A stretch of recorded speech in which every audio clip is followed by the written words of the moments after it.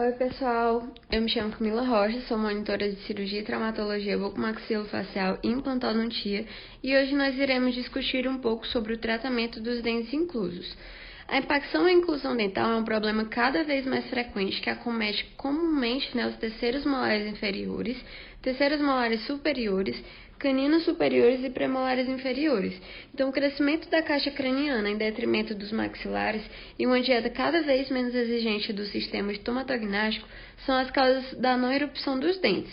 Como etiologia, a gente tem que geralmente se dada pelo o resultado de uma obstrução mecânica que impede a formação e a migração de um dente ao seu estado normal ou posição fisiológica na arcada dental. Então, todo dente que, chegada a sua época normal de erupção, ainda não irrompeu na cavidade oral, é considerado como um dente incluso, que deve ser removido desde que os seus benefícios sejam maiores que os seus malefícios. Então, para que a gente intervenha nessas dentes inclusas, a gente precisa conhecer as indicações para tal, que são a falta de espaço, pericoronarite recorrente, que é uma inflamação no tecido que recobre o dente incluso, de forma rotineira, processos patológicos associados ao elemento, como cistos, tumores, processos de inflamação e infecção, prejuízos aos dentes vizinhos, como reabsorção do segundo molar, cáries dentais, indicações protéticas ou ortodônticas, sintomas de etiologia indeterminados, como dor na TM, cefaleia, zumbidos.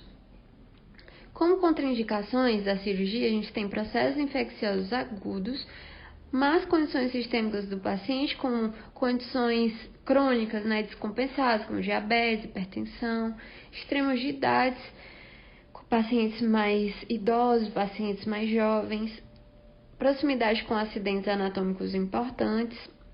Então, os fatores que complicam a técnica operatória são curvatura normal das raízes, dada pela dilaceração da raiz, hipercementose, proximidade com o canal mandibular ou seu maxilar, espaço folicular coberto de osso, abertura de boca limitada, que dificulta ainda mais o acesso ao dente, anquilose, que é a união entre o dente e o osso.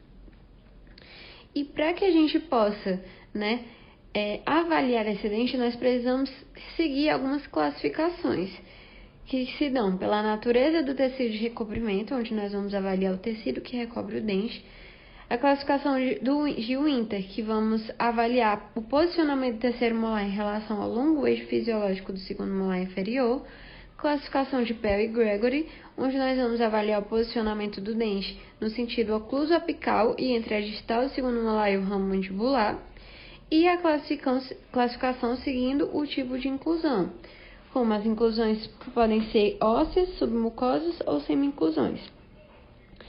Então, seguindo a natureza do tecido de recobrimento, eles podem ser intraósseos, no caso dos dentes estarem totalmente circundados por tecido ósseo, submucoso, quando o dente perfura a cortical óssea, mas ainda assim permanece incluso e coberto por mucosa, onde a gente pode ver clinicamente. Semi-incluso, quando há uma comunicação com a cavidade bucal, mas ainda não atinge a erupção completa. A classificação de Winter, nós vamos avaliar o posicionamento do terceiro molar em relação ao longo eixo fisiológico do segundo molar inferior. Então, na impacção vertical, o molar incluso está paralelo ao longo eixo do segundo molar e, de forma geral, essas são as inclusões mais fáceis de serem executadas. Na inclusão mesoangular, o dente vai estar voltado para a mesial e na distoangular, o dente vai estar voltado para a distal. Então, nas inclusões para os dentes inferiores, essas são as mais difíceis e complicadas de serem realizadas. As inclusões horizontais serão as que os dentes estão totalmente deitados, com a face oclusal voltada para o segundo molar. Na inclusão horizontal, vestibular ou por lingual, o dente está totalmente deitado, com a face oclusal voltada para vestibular ou lingual. E por último, nós temos a posição invertida, onde o dente incluso está de cabeça para baixo. Na classificação de Pell e Gregory, a gente vai avaliar o posicionamento do elemento no sentido ocluso-apical e entre a distal do segundo molar e o ramo mandibular. Então, quando a gente relaciona com a margem anterior do ramo mandibular, nós vamos classificar em 3, que é a classe 1, 2 e 3. E quando a gente vai relacionar com o plano oclusal, teremos 3 classificações também, que serão A, B e C. Então, de acordo com o plano oclusal, na A, a gente vai ter que o plano oclusal do dente impactado está no mesmo nível do plano oclusal do segundo molar. No B, o plano oclusal do dente incluso está entre a oclusal e a cervical do segundo molar, como mostram as imagens. No C, o plano oclusal do dente incluso está abaixo da cervical do segundo molar. Quando a gente relaciona com a margem anterior do ramo mandibular, como a gente disse anteriormente, serão 3 classes, que a classe 1, o dente incluso está posicionado completamente fora do ramo mandibular. Na classe 2, ele vai estar parcialmente dentro do ramo mandibular, que é a estrutura delimitada em vermelho. E a classe 3 está completamente dentro do ramo mandibular, onde o dente ele vai se encontrar totalmente incluso. Então, para que a gente consiga executar os procedimentos de exérese do dente incluso, a gente precisa seguir um passo a passo de etapas básicas que se darão pelo retalho inicialmente, seguido da remoção do tecido ósseo de revestimento, depois vamos passar para a odontosecção, exérese e por fim temos o toalete da cavidade e síntese. Dando início com o retalho, vamos falar principalmente de 2 tipos, que serão o retalho em envelope e o retalho de Newman, onde na incisão em retalho em envelope a gente pode ver tanto para os dentes inferiores quanto para os dentes superiores, onde nós executaremos uma incisão retromolar na região em que o dente está incluso e vamos fazer uma incisão intrasulcular. Depois nós vamos fazer, no caso dos dentes inferiores, a incisão ela deve estar vestibularizada para que assim a gente evite, prejudicar o nervo lingual, causando uma hemorragia, por exemplo, e também uma parestesia no paciente. E no caso dos superiores, essa vestibularização ela não precisa ser executada.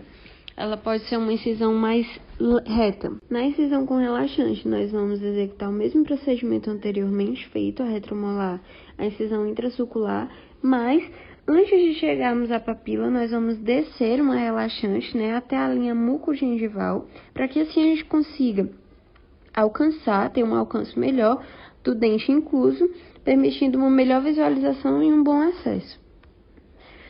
Na osteotomia também vamos falar dos dentes superiores e inferiores, que no caso dos dentes inferiores, nós vamos remover com fresas esféricas 4, 5 ou 6, 702 ou Zecria, removendo o osso até a junção amelo-cimentária do dente nas faces oclusal, vestibular e distal, evitando a face lingual, que é onde percorre o nervo. E no caso dos dentes superiores, essa remoção pode ser feita com cinzel descoladores ou fresas esféricas, número 4, 5, 6, 702 ou Zecria. Como o osso maxilar ele é bem mais medular que o osso mandibular, que é mais cortical, a gente consegue fazer a utilização de cinzéis e descoladores.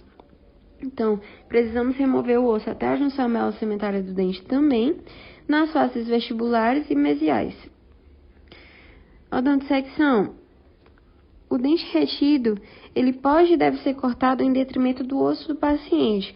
O dente sairá seguindo seu longo eixo. Então, quando ele está angulado, ele precisa ser cortado para que a gente tire, assim, a impacção, que estava causando, o terço que estava causando a impacção e o restante do dente saia com maior facilidade. Então, ele precisa ser realizado com brocas de alta rotação e fresas cirúrgicas laminadas esféricas, número 4, 5 e 6, e brocas troncocônicas 702 ou 703 em peça reta.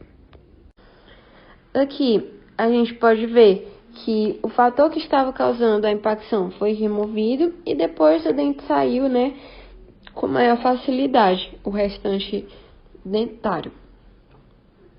Aqui são outros exemplos de posições dentais que podem levar a uma impacção. Então, é muito importante que a gente saiba classificar esse dente para que a gente possa planejar a cirurgia de forma mais adequada e mais tranquila.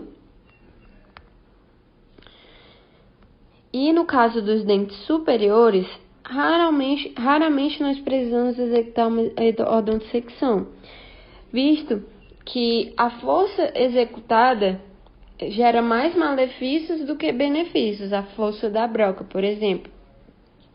Porque a gente precisa ter muito cuidado para que a gente não coloque esse dente para dentro do seio maxilar. Por fim, nós vamos realizar a remoção do dente da cavidade. Por fim, nós vamos realizar a remoção do dente da sua cavidade e o toalete da cavidade, removendo restos dentários através de irrigação, removendo remanescentes do saco pericoronário, utilizando a lima para osso para regularizar espículas ósseas, suturar e, por último, vamos realizar a compressa com gás. Dessa forma, essas foram as referências para a confecção do material e obrigada pela atenção de todos.